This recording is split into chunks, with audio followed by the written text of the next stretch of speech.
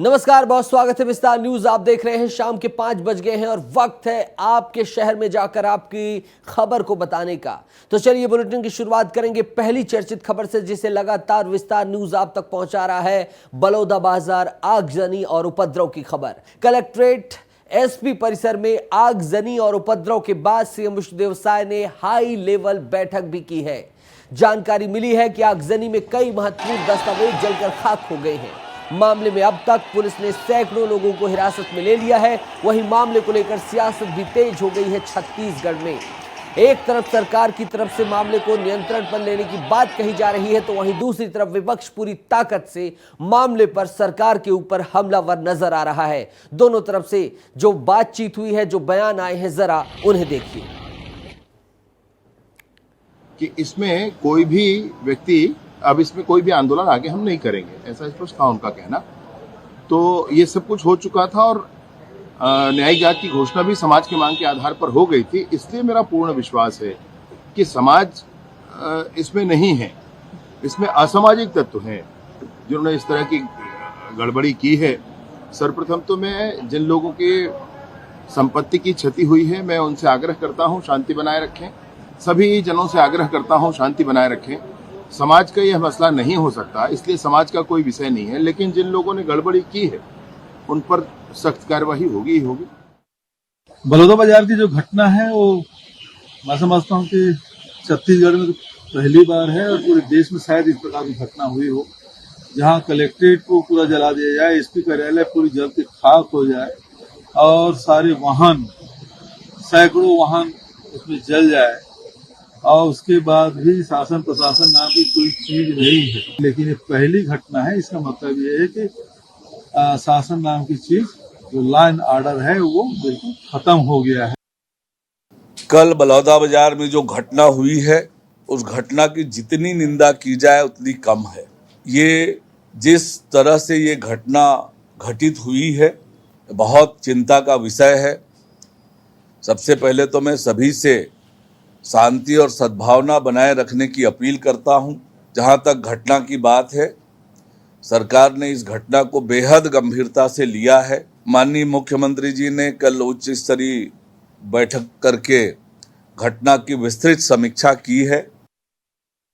ये जो बलौदाबाजार में सतनामी समाज के जैत खाम काटने के संबंध में जो विवाद स्थिति निर्मित हुई थी, सतनामी समाज ने पहले ही कहा था कि जो दोषी लोग हैं उनको गिरफ्तार किया जाए और उसकी जांच की जाए।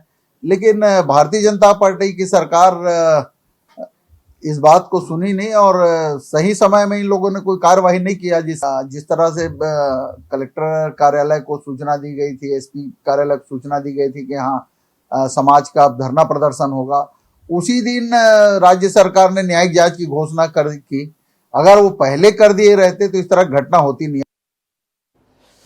तो देख लिया आपने क्या कुछ सियासी बयानबाजी चल रही है। अभी क्या कुछ ताजा जानकारी है, ये सब कुछ बताने के लिए रोहित हमारे सहयोगी जुड़ेंगे, सीधा उनका रुख करेंगे। रायपुर से जुड़ रहे हैं रोहित। हाई लेवल मीटिंग चल रही थी, इस मीटिंग में कौन कौन मौजूद है, क्या क्या हुआ है यहाँ पर मीटिंग में, क्या क्या निर्देश दिए गए हैं और आगे की क्या रणनीति बना रहा है प्रशासन। दूसरा, बलौदाबाजार में क्या हो रहा है, ये भी बताइएगा रोहित।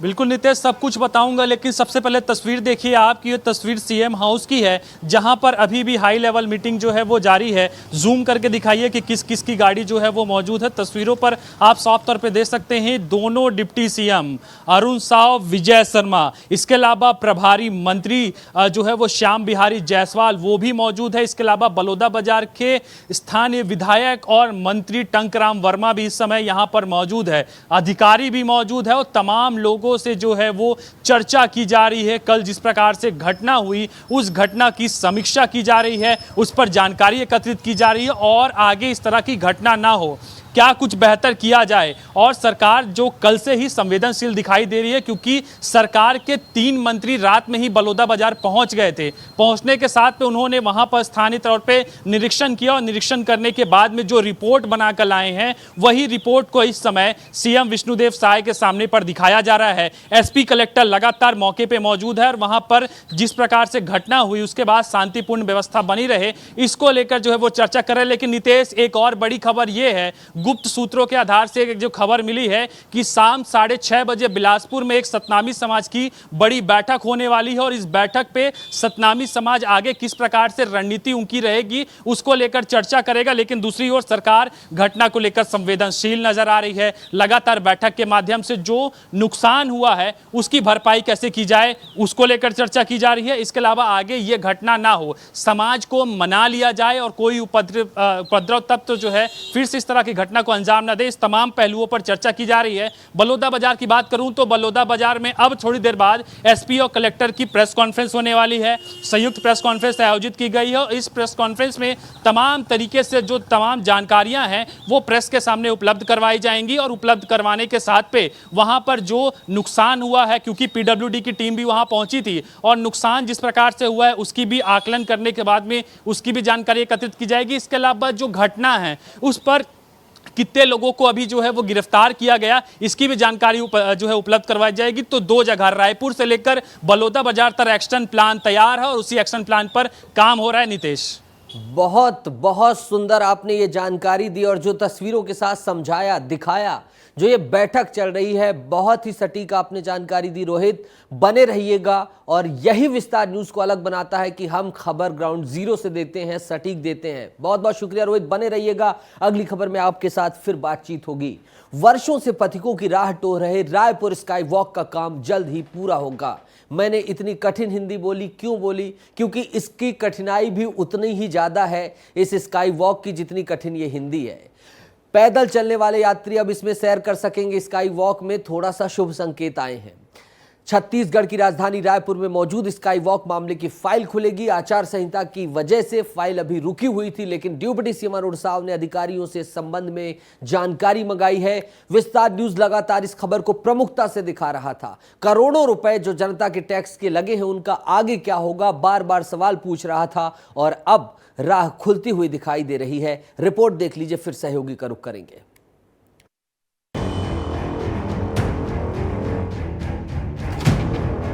राजधानी रायपुर का मुख्य मार्ग इस बात का गवाह है कि अगर सरकारी प्रोजेक्ट्स सही समय में पूरे ना हों तो कैसे कबाड़ बन जाते हैं।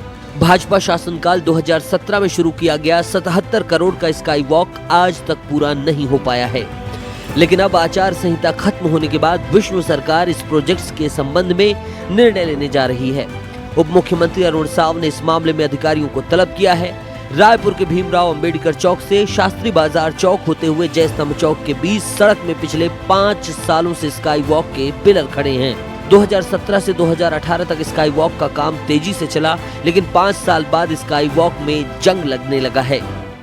देखिए, जहाँ तक स्काई वॉक की बात है, मैंने विस्तृत रिपोर्ट मांगी है विभाग से और बहुत जल्दी उस रिपोर्ट का अध्ययन करके सरकार उस पर निर्णय करेगी। आज की परिस्थितियों में उन कामों की स्थिति और कामों की आवश्यकता, इन सब बातों पर विचार करके निर्णय करेंगे। देख ले, अगर उपयोगिता है सरकार को, उसका प्रायोरिटी का निर्धारण सरकार को करना है। लेकिन छत्तीसगढ़ में, रायपुर में स्काई वॉक में कौन घूमेगा? क्या आप लोग एक आध बार एक जगह दूसरे जगह जाना है तो स्काई वॉक में चल कर जाएंगे? तो उसकी उपयोगिता नहीं है, इसलिए हमारी सरकार ने उसको रोक के रखा हुआ था। कमेटी बनी हुई थी, भाजपा के लोग तो कभी उस कमेटी में आकर कोई सुझाव दिए नहीं। अब वो सरकार अपना प्रायोरिटी तय करती है, लेकिन जनहित में प्रायोरिटी तय होना चाहिए। सरकार कई साल से अधूरे पड़े स्काई वॉक के प्रोजेक्ट को लेकर निर्णय जल्द देगी और इसके बाद राजधानी रायपुर के मध्य में खंडहर सा दिखने वाला स्काई वॉक काम आ सकेगा। विस्तार न्यूज के लिए रोहित मिश्रा की रिपोर्ट। रोहित मिश्रा की रिपोर्ट आपने देख ली। अब सीधा रोहित का ही रुख करेंगे और उन्हीं से जानेंगे कि क्या कुछ हो रहा है। रोहित, सुनाई दिया है कि अधिकारियों ने जायजा लिया है, इस पुल की स्थिति देखी है और फिर इसके आगे की जो है रणनीति बनाई जा रही है।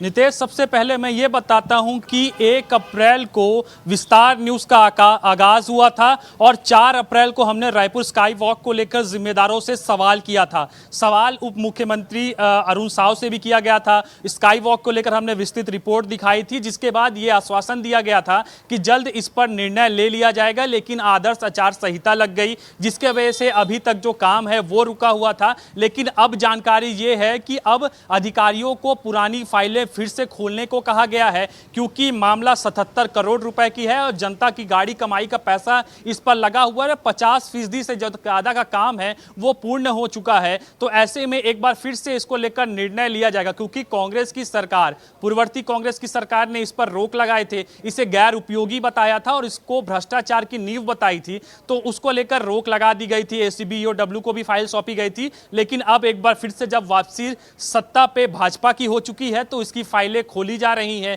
तमाम तरीके से ठेकेदार कौन था, आगे कैसे इसमें कार्य योजना बनाई जा सकती है, जिस उपयोग के लिए पैदल चलने के लिए इसको बनाया गया था उसी उपयोग पर ही इसको पुनः उपयोग करना है, जीर्णोद्धार करना है कि और करोड़ों खर्च करना है या फिर तोड़ के इसे तहस नहस कर देना है। वो तमाम चीजों को लेकर अब जानकारी एकत्रित की जा रही है और जानकारी एकत्रित करने के बाद में जल्द इस पर फैसला लिया जा सकता है, ये कहना उप मुख्यमंत्री अरुण साव का है। उन्होंने विस्तार न्यूज पे कहा है कि जल्द इस पर निर्णय लेंगे और निर्णय लेने के बाद पे इसको लेकर जो है आगे की कार्य योजना बनाई जाएगी। तो निश्चित तौर पर जो 77 करोड़ रुपए हैं अब उसका आगे क्या होगा जल्द ही ये साफ हो जाएगा। बिल्कुल, और इस पर सियासत भी चल रही है। शिव डहरिया कह रहे थे कि हमने समिति बनाई थी, उसने ऐसा फैसला किया, ये किया, कौन चलेगा। लेकिन जब 50 करोड़ खर्च हो गए थे, 40 करोड़ खर्च हो गए थे, तो 30 करोड़ रोक कर इसे खंडहर के रूप में स्मारक के तौर पर सजा भी देना कोई एक अपने आप में सही चीज नहीं दिख रही थी रोहित।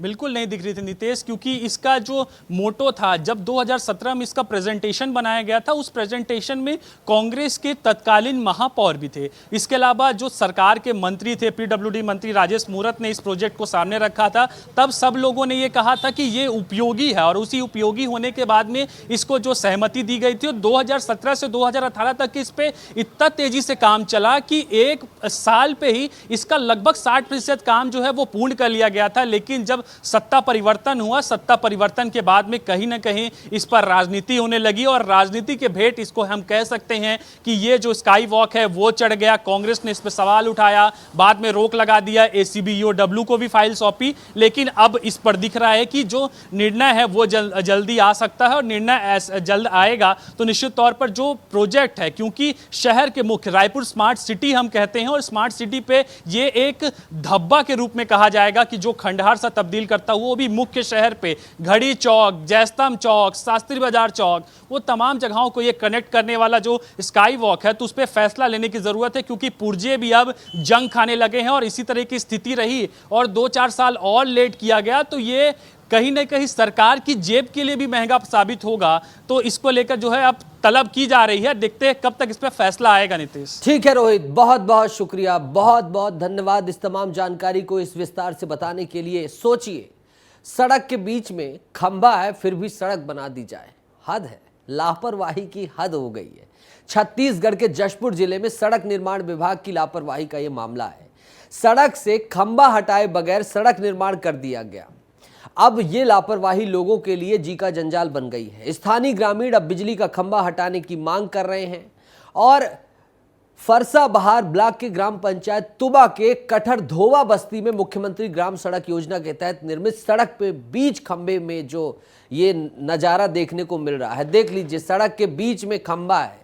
और मैं एक बार बड़ी पिक्चर में भी आपको दिखाऊंगा, बड़ी तस्वीर में भी दिखाऊंगा कि आखिर किस तरह से सिस्टम के लोग लापरवाही करते हैं और लोगों की जान से खिलवाड़ करते हैं। देख लीजिए, सड़क है और चौराहे की स्टाइल में इस बिजली के खंबे को बनाया, ये देख लीजिए, और ये हाई लेवल तार है। सोच लीजिए कोई खंबे पर ये टकरा जाए गाड़ी, कुछ भी एक्सीडेंट हो जाए, भगवान करे ऐसा किसी के साथ ना हो। माना कि ऐसे मानकों का पालन होना चाहिए ना, क्योंकि सरकार भी तो कहती है मानक हमने बनाए हैं, प्रशासन कहता है मानक हमने बनाए हैं, लेकिन उन मानकों की धज्जियां उड़ाई जा रही हैं। और 20 सड़क में एक बार फिर से दिखाऊंगा ये तमाम अधिकारियों को भी, ये देखिए दृश्य, देखिए किस तरह से 20 सड़क में खंबा है फिर भी धड़ल्ले से रोड बना दी गई और प्रॉपर उसमें लाइन सब चीज कर दी गई। लेकिन बड़ा सवाल कि आखिर जान के साथ इतना बड़ा खिलवाड़ क्यों किया जा रहा है। हमारे सहयोगी जुड़ेंगे, सीधा तमाम जानकारी साझा करेंगे, लेकिन उससे पहले सुन लीजिए कि स्थानीय ग्रामीण क्या कह रहे हैं इस समस्या के बारे में। एक खंभा मतलब पुराना 6, बाकी रोड बन गया तो बीच में हो गया, मोड़ भी हो गया। बाकी यहाँ एक आने जाने गाड़ी, बच्चे लोग को सबके लिए मतलब ये दुर्घटना टाइप का वो समस्या पड़ रही है। परेशानी ज़्यादा है, काफ़ी शिकायत मिल चुकी है बिजली विभाग की तरफ से। उनको गाड़ी घोड़ा जो जाता है कुछ नशाबंदी में चलाते हैं, ऐसे टर्न मोड़ पे है और कभी भी हादसा बड़ा हादसा हो सकता है। शुभम कुंदन सिंह हमारे सहयोगी जुड़ रहे हैं, सीधा उन्हीं का रुख करेंगे। शुभम, बीच सड़क में खंभा, मानक तो ऐसा नहीं कहते होंगे कि बीच सड़क में खंभा बिजली का हो और सड़क बना दी जाए, फिर भी ये धड़ल्ले से कैसे हो गया? जी, इसमें निश्चित तौर पे विभाग की बहुत बड़ी लापरवाही है। वहां पे पहले एक कच्ची सड़क हुआ करती थी जहां पे खंभा था, लेकिन विभाग ने उस खंभे को हटाए बिना वहां पे सड़क का निर्माण करा दिया। ग्रामीण काफी दहशत में, आए दिन वहां पे दुर्घटना होती रहती है। निश्चित तौर पे इसमें विभाग की ही लापरवाही, क्योंकि विभाग को पहले बिजली विभाग से उस खंभे को हटाने का एक पूरा प्रक्रिया होता है, वो करना था, उसके बाद ही सड़क का निर्माण किया जाता है। लेकिन यहाँ पे विभाग ने पूरी तरह से अनदेखी की है, जिसकी वजह से आज ग्रामीण लगातार हादसे के शिकार हो रहे हैं।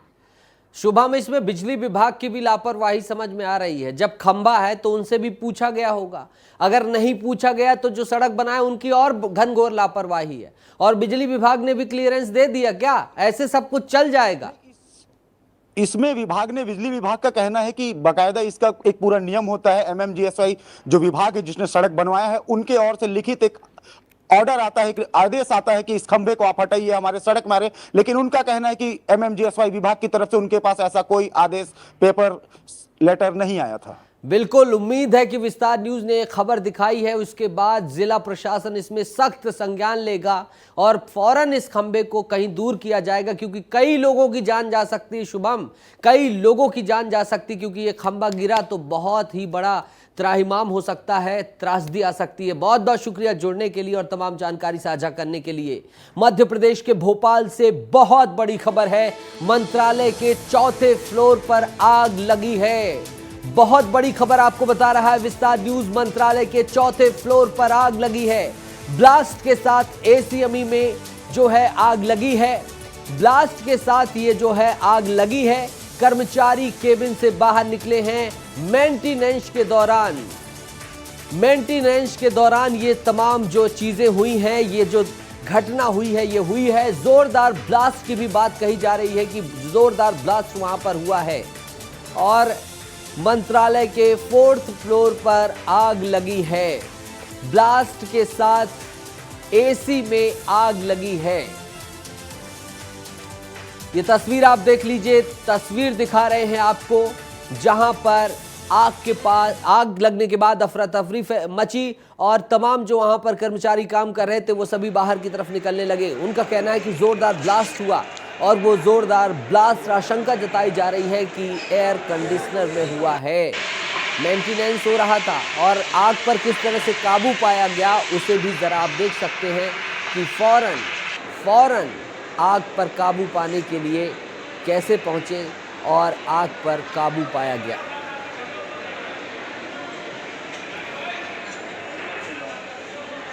तो मंत्रालय के 4थे माले पर आग लगने का ये मामला है। राजधानी भोपाल से अफरा तफरी की तस्वीरें आप देख सकते हैं और आग को किस तरह से बुझाया गया ये भी आप देख सकते हैं। और इसमें ये भी दिख रहा है कि किस तरह से जर्जर हालत में यहाँ जो है तमाम चीज़ें दिखाई दे रही हैं और इसी का नतीजा था कि यहाँ पर आग लग गई और एसी में ब्लास्ट की बात बताई जा रही है अभी प्रारंभिक तौर पर।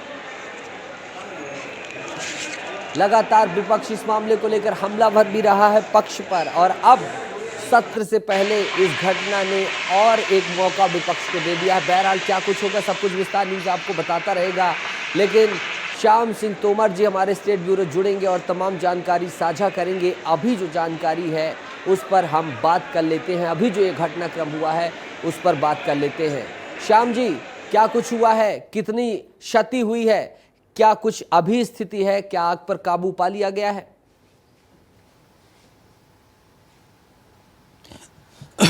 देखिए, लगातार क्योंकि गर्मी का समय है, ऐसे में एसी मेंटेनेंस का काम चल रहा था और अचानक एक एसी में ब्लास्ट हो गया और आग लग गई और उसके बाद जो है भगदड़ की स्थिति मच गई, क्योंकि मंत्रालय में जो है सैकड़ों कर्मचारी होते हैं, अधिकारी होते हैं, वो लगातार जो है बाहर आकर देखने लगे कि कहीं फिर से तो वही अग्निकांड नहीं हो गया है जिसमें जान बचाने के लाले पड़ गए थे। तो लेकिन अभी हालात काबू में है, आग बुझाने की कोशिशें हो रही हैं, आग उतनी विकराल ना हो उसके लिए कोशिश की गई है। लेकिन बड़ी बात यह है कि समय पर अग्निशमन दल पहुंच गया है और लगभग काबू होने जैसी स्थिति है। लेकिन बड़ा सवाल ये है कि बार बार आखिर आग लगती क्यों है और उस पर काबू पाने की जो कोशिशें होती हैं उनमें देरी क्यों होती है, इसको देखना होगा सरकार को। और जो तमाम अटाला पड़ा हुआ है, रद्दी पड़ी हुई है और ये पुराने एसी जो ब्लास्ट करने वाली स्थिति में है, उन सबको हटाना होगा। एक तगड़े जो है मेंटेनेंस की ज़रूरत है, जीर्णोद्धार की ज़रूरत है मंत्रालय को। सही बात है श्याम जी, आपने बिल्कुल सही कहा कि जीर्णोद्धार की आवश्यकता है। और जो फुटेज भी दिखाई दे रहे हैं, जो ये तस्वीर सामने आई है, निकल कर आई है, वो पिक्चर भी कह रही है कि काफ़ी मेंटेनेंस की ज़रूरत है इस भवन में। वहाँ पर जो व्यवस्थाएं हैं, बिजली के तार दिखाई दे रहे हैं, जगह जगह पर एसी लगे हैं, तो कहीं ना कहीं मेंटेनेंस की अच्छी खासी ज़रूरत है।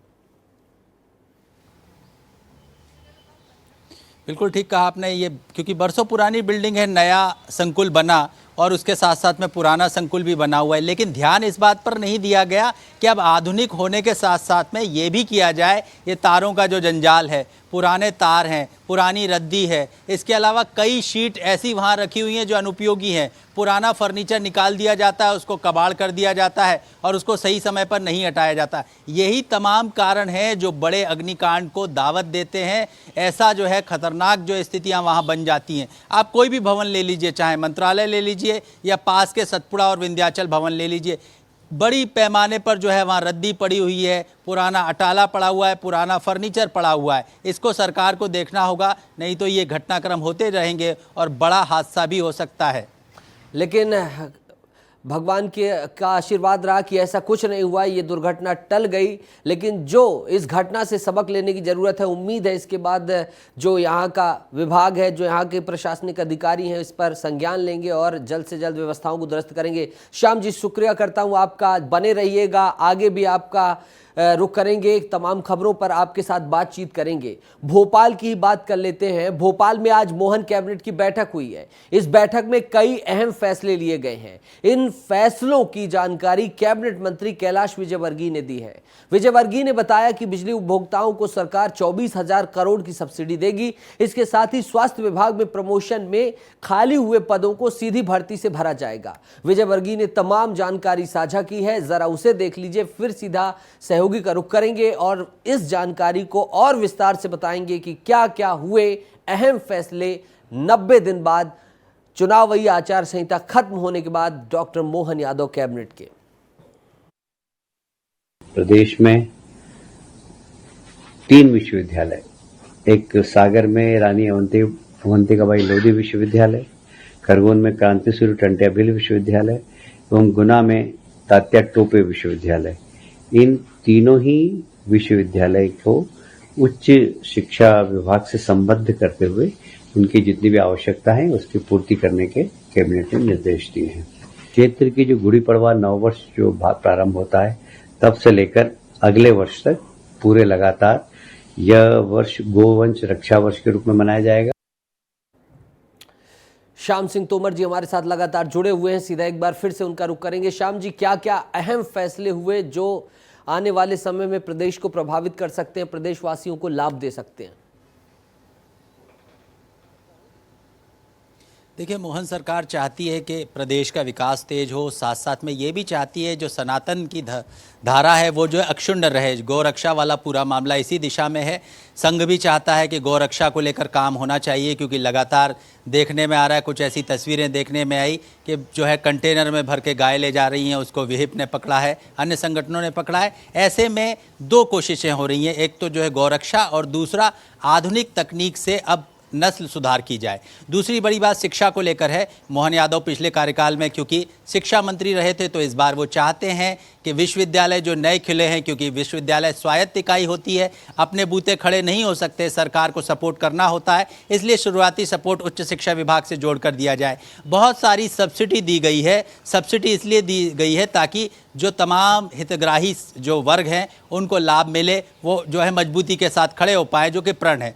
देखिए, जब जो भाजपा ने जो मैनिफेस्टो तय किया था अब उसके आधार पर तय किया जा रहा है, जिसमें से कितने बिंदुओं को हम पूरा कर चुके हैं और कितने पर अभी काम करना बाकी है।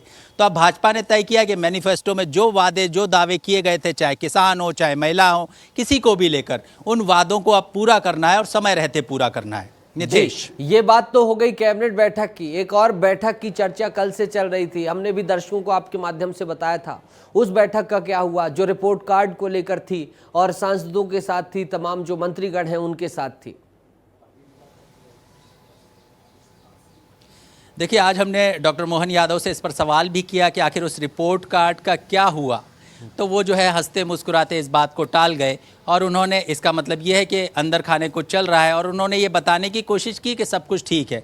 लेकिन सब कुछ ठीक तब रहेगा जब केंद्रीय संगठन जो है ये चाहेगा। केंद्रीय संगठन चाहता है कि भाजपा अब कॉरपोरेट कल्चर के आधार पर चले।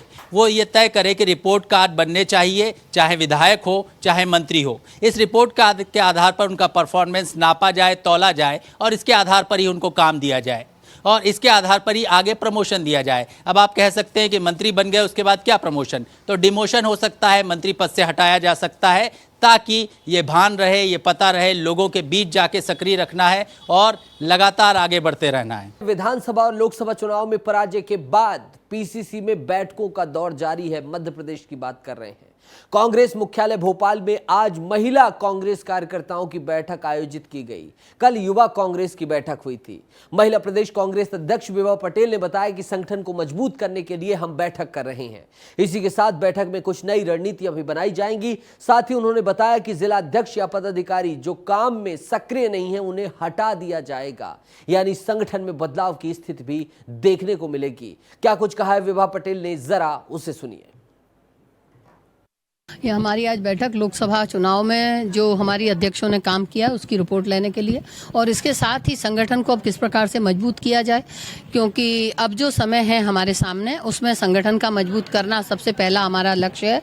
इसके साथ ही जो जिस तरह से लाडली बहना योजना में महिलाओं के नाम काटे गए हैं उसके खिलाफ विरोध प्रदर्शन करना, और अन्य जो हमारे मुद्दे सामने आएंगे उस पर कब समय समय पर क्या विरोध प्रदर्शन किया जाएगा, इसकी रणनीति भी बनेगी।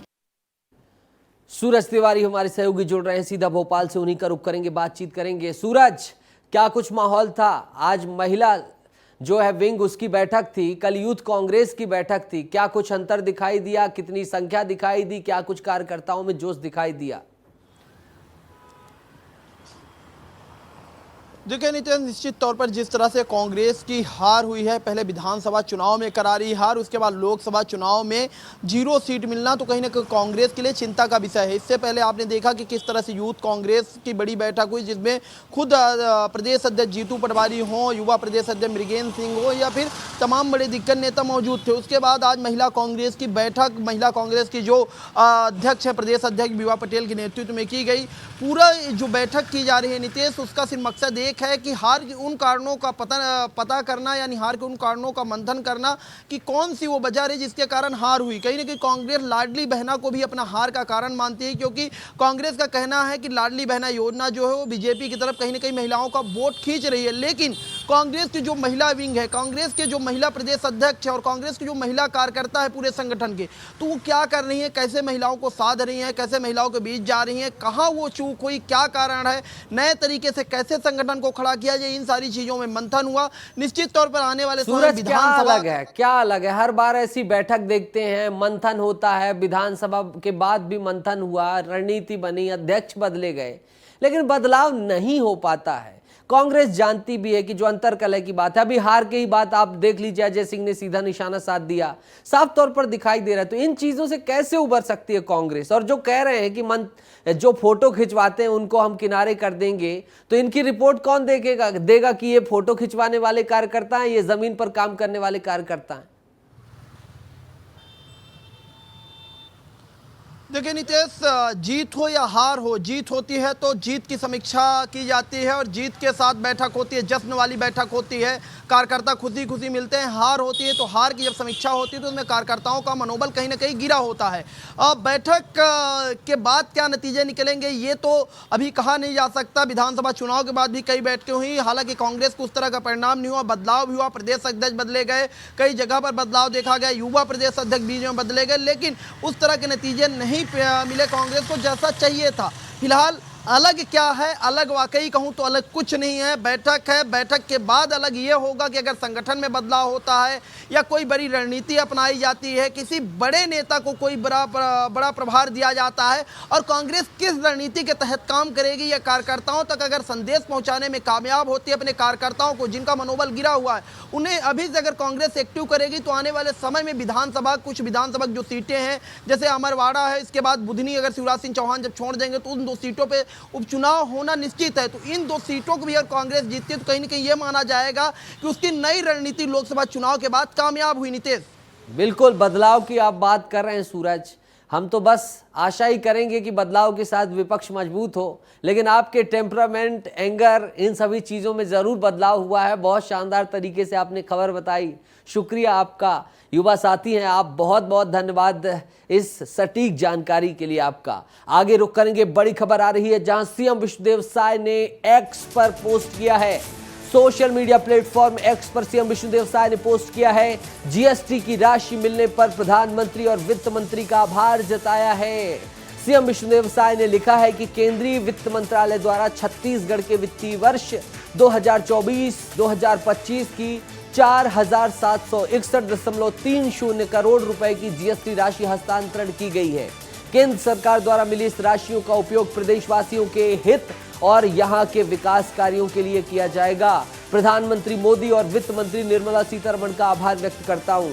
और लगातार सुबह से ही हम ये खबर बता रहे थे, मध्य प्रदेश में कितना आवंटन मिला, उत्तर प्रदेश को कितना ये जीएसटी का आवंटन मिला, छत्तीसगढ़ को कितना आवंटन मिला, सब कुछ बता रहे थे। और अब इस राशि को लेकर विष्णुदेव साय मुख्यमंत्री छत्तीसगढ़ ने ट्वीट किया है और आभार जताया है।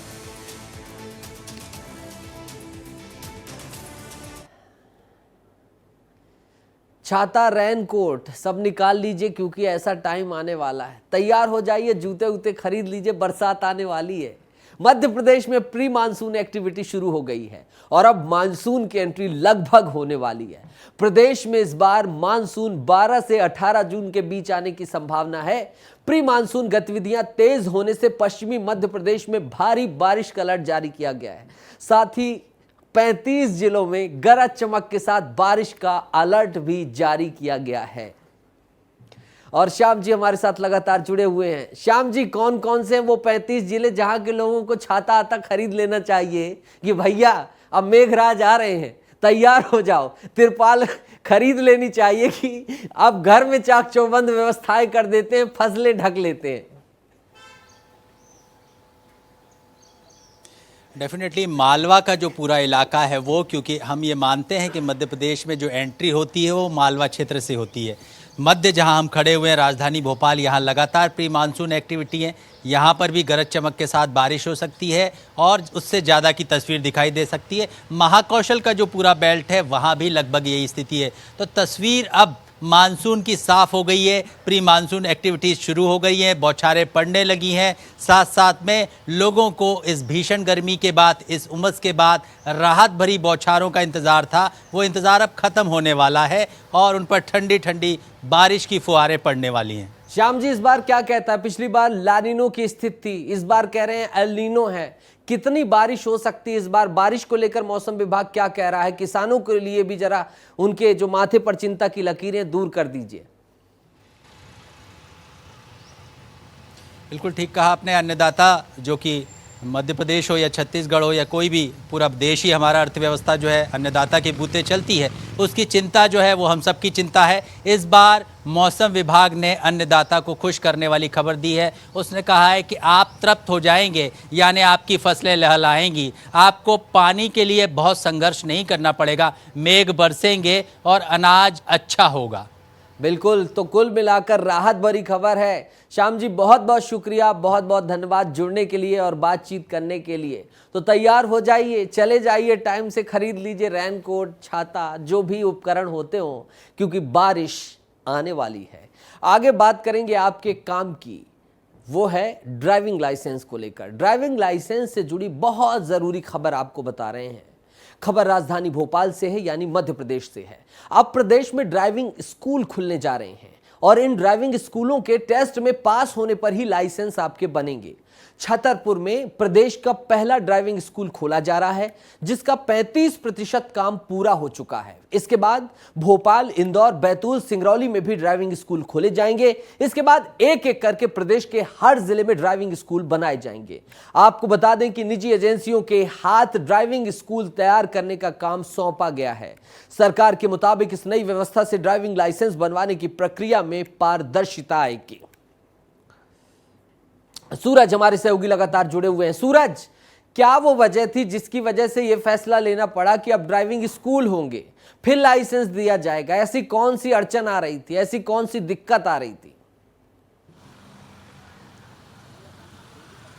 देखिए, निश्चित तौर पर ये राज्य परिवहन विभाग के एक बड़ा कदम है नीतीश। कारण ये है कि इस पूरे अगर बात करें ड्राइविंग स्कूल क्यों, तो जब ड्राइविंग स्कूल खोल दिया जाएगा तो उसमें जिन लोगों को लाइसेंस दिया जाता है, परमानेंट लाइसेंस दिया जाता है, सबसे पहले उनके ड्राइविंग के टेस्ट लिया जाएगा और उसमें विशेषज्ञ मौजूद होंगे जो अच्छे से कार चलाना जानते हो, भारी वाहन चलाना जानते हो। वो देखेंगे कि जिस इंसान को ड्राइविंग लाइसेंस दिया जा रहा है वो किस तरह से गाड़ी चलाता है, और अगर नहीं चला पाता तो उसे बताया जाएगा कि ट्रैफिक नियमों के साथ कैसे गाड़ी चलाएं, पूरे ट्रैफिक नियम को बताया जाएगा। उसके बाद अगर उसमें वो सफल होता है, मतलब टेस्ट में पास होता है, उसके बाद उसे प्रमाण पत्र दिया जाएगा। ड्राइविंग लाइसेंस की बात करें तो जिस तरह ड्राइविंग लाइसेंस कुछ पैसे देकर आरटीओ में बनाया जाता है, क्योंकि एक प्रोसेस होती है, आरटीओ में भी जो होता है टेस्ट होता है, लेकिन उसके बावजूद ड्राइविंग स्कूल खुलने से कई बड़े फायदे भी होंगे। खासतौर पर ट्रैफिक नियमों का पालन कैसे किया जाए ये जरूर बताया जाएगा। अभी 5 जिलों में, मध्य प्रदेश के 5 जिलों में ये स्कूल बनेंगे। छतरपुर में 35% काम पूरा कर लिया गया है, 65% काम बाकी है। छतरपुर के बाद भोपाल, इंदौर, सिंगरौली और बैतूल, उसके बाद मध्य प्रदेश के हर जिले में स्कूल बनाए जाएंगे। नीतीश, एक बड़ी बात यह है कि इस स्कूल को, ड्राइविंग स्कूल जो बनाया जाएगा, 5 करोड़ रुपए की लागत आएगी पूरे स्कूल में। निजी कंपनियों के द्वारा ये पूरा स्कूल बनाया जाएगा और सीधा मकसद यही है कि ज़्यादा से ज़्यादा लोगों को बताया जाए ट्रैफिक नियमों को, ताकि जो दुर्घटना होती है उन दुर्घटना से बचा जाए। ठीक है, भला हो, आपका पहले ड्राइविंग लाइसेंस बन गया है। इतनी पेचीदगी सूरज भाई आप और हम तो नहीं सह पाते, लेकिन शुभकामनाएं हैं जिनके ड्राइविंग लाइसेंस अब बन रहे हैं। शुक्रिया जुड़ने के लिए और तमाम जानकारी साझा करने के लिए। आगे चलेंगे बाबा महाकाल की नगरी उज्जैन। संवेदनशील खबर की बात करेंगे, क्योंकि बार बार चालान होने पर ई रिक्शा के ड्राइवर ने खुदकुशी की कोशिश की। जहर खाने पर उसे जिला अस्पताल में भर्ती कराया गया, जिसके बाद घटना से नाराज साथी ड्राइवरों ने प्रदर्शन किया। शहर में करीब 6000 ई रिक्शा चालक हैं। सड़कों पर यातायात के दबाव को देखते हुए प्रशासन ने शहर में 2 शिफ्टों में चलाने का प्लान बनाया था कि ई रिक्शा 2 प्लान में चलाए जाएं।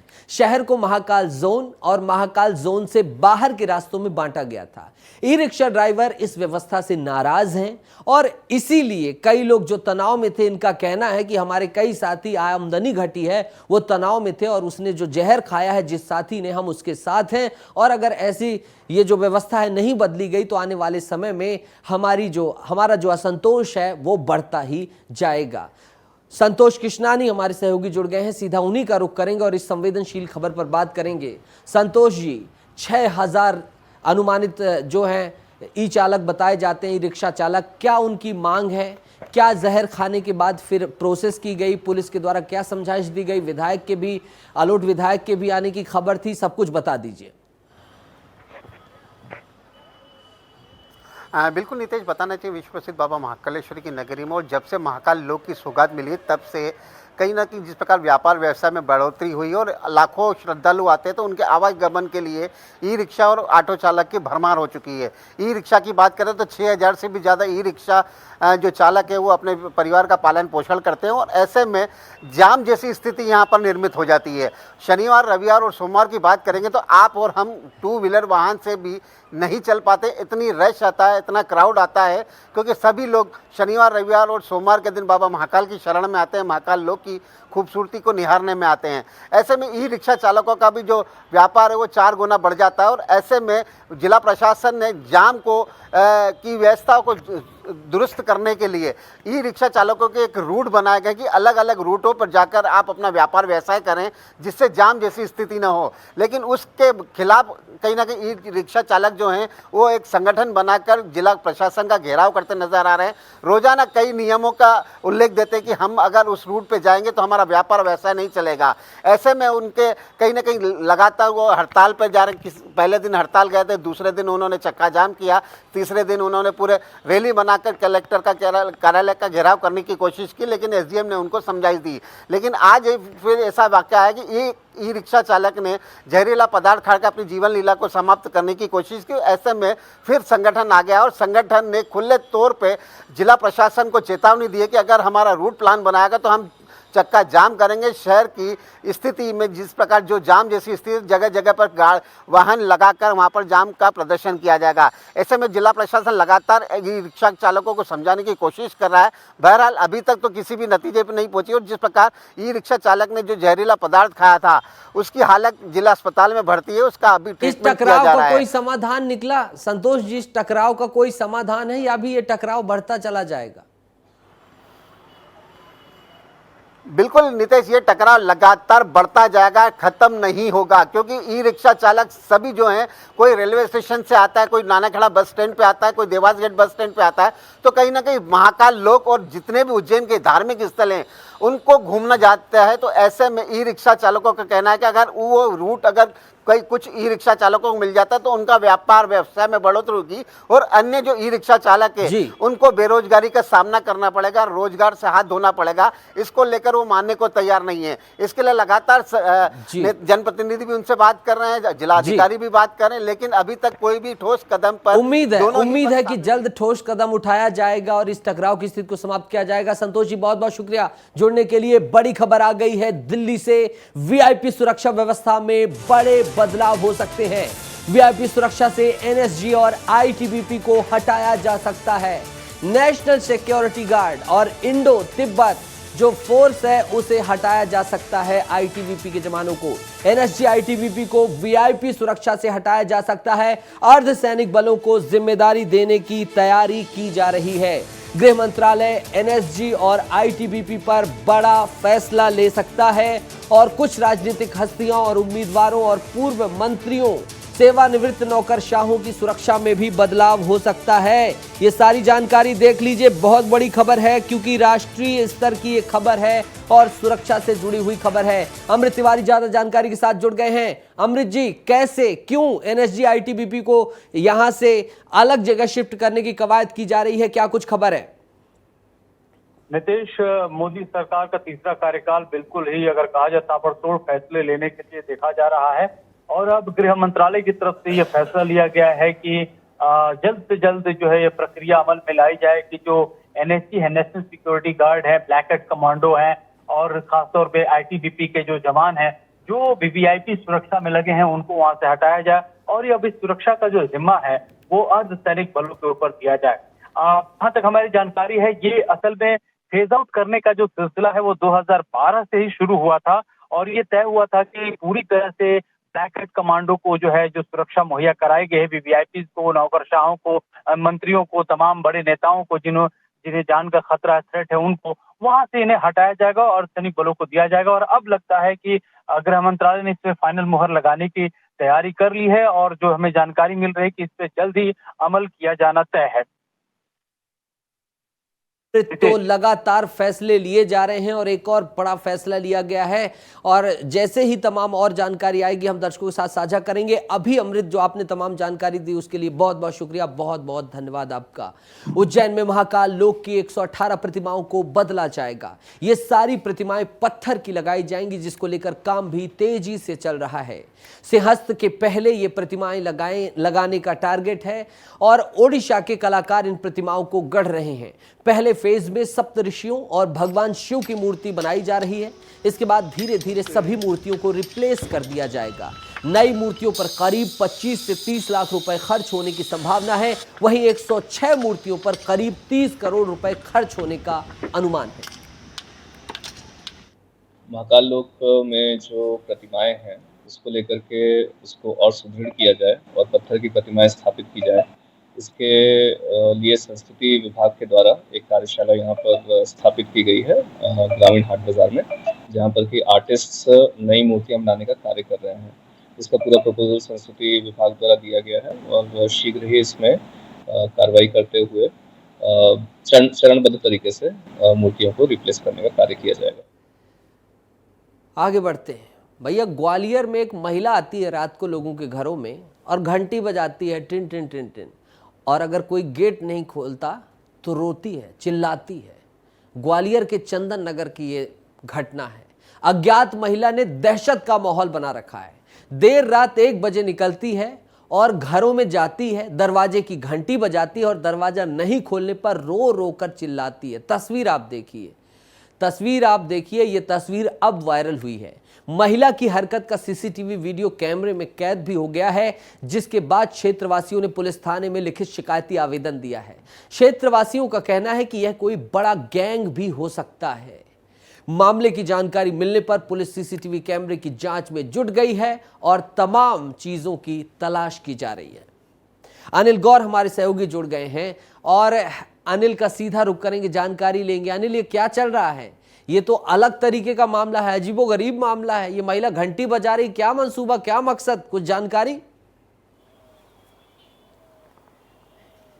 बिल्कुल, देखिए सही कहा नितेश आपने कि ये अजीबोगरीब ही मामला है, क्योंकि रात 2 बजे या 1 बजे महिला जाती है और घर के दरवाजे पर घंटी बजाती है। जब कोई नहीं सुनता है तो रोती है, वो चिल्लाती है। ऐसा ही एक वीडियो सोशल मीडिया पर आया है और लगातार वायरल हो रहा है। उसकी शिकायत लोगों ने की है। जिस इलाके में यह महिला देखी गई है उस इलाके के लोगों का यह कहना है कि रात में ये 1 बजे जो महिला आई थी और उसने दरवाजा खटखटाया था। जब किसी ने नहीं सुनी तो वो जोर जोर से रोने लगी, चिल्लाने लगी, अलग अलग तरह की आवाज निकालने लगी। इसकी शिकायत पुलिस थाने में उन इलाके के लोगों ने की है और हालांकि पुलिस का यह कहना है कि इस महिला की जांच की जा रही है, इसके पीछे क्या मंसूबा है उस महिला का और इसके पीछे क्या षड्यंत्र है। हालांकि इस महिला के इस पूरे अजीबोगरीब मामले से जो इलाका है वो काफी दहशत में है। रात में सो नहीं पा रहे हैं लोग, अपने घरों पर सीसीटीवी पर नजर बनाए रखे हैं कि कब रात को किस घर में यह महिला आकर रोती है, चिल्लाती है या फिर घंटी बजाती है। नितेश, तो पुलिस अभी तक नहीं पकड़ पा रही है अनिल। पुलिस को तो अब तक इस अजीबोगरीब वाकये को सामान्य बना देना चाहिए था। क्या अड़चन जा रही है? बिल्कुल, देखिए नितेश, अभी इस मामले में पुलिस पर शिकायत पहुंची है और पुलिस का यही कहना है कि इस मामले की जांच के साथ साथ ही इस महिला की भी तलाश की जा रही है। पुलिस का आज कहना है कि आज उस इलाके में जहां पर यह महिला देखी गई है उसमें गश्त बढ़ाया जाएगा, रात में पुलिस बल तैनात किया जाएगा। तमाम ताजा तरीन खबरों के लिए देखते रहिए विस्तार न्यूज, बने रहिए आपके अपने चैनल के साथ। नमस्कार।